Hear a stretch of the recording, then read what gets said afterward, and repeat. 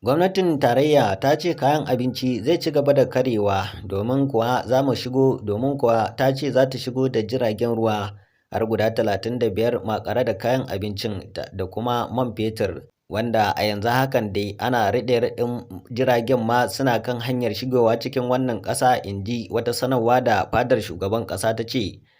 Wasu kuma sun zo suna ta tsokacin cewa wannan fa karya abincin ana so a karya arewa ne domin su ne suke noman abinci gadan-gadan.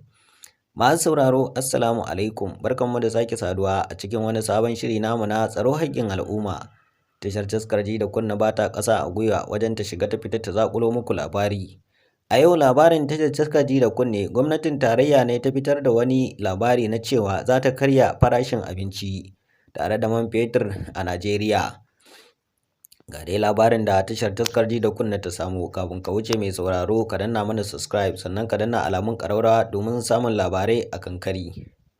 Gwamnatin tarayya ta ce ta gargaɗi 'yan kasuwa masu ɓoye kayan abinci faɗuwar kayan abinci a Najeriya yanzu hakan nan somin taɓi ne, saboda haka su daina ɓoye kayan abinci domin kuwa yanzu za a ci gaba da asara in dai ka saya da kuɗi tsada ka ɓoye. To za ka fito da shi ba tare da ka shirya ba, sannan kuma ba zai yi kuɗin ma yadda ka saye shi ba bare ka nemi riba.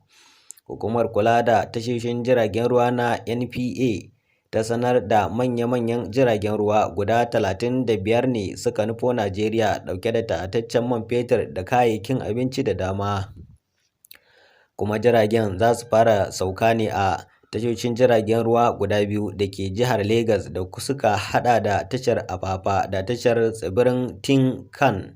Kuma jiragen guda 35 ɗin za su fara isowa ne Najeriya, in ji wannan hukuma ta NPA. Ta ce cikin ababen da suke ɗauke da shi guda 14 daga cikinsu suna ɗauke da tataccen man fetur, inda sauran guda 21 suke makare da ɗanyen kifi da acca da kayan ƙarafa da siga da manja da kuma taki da man gas da kuma sundukai da dama a cikinsa.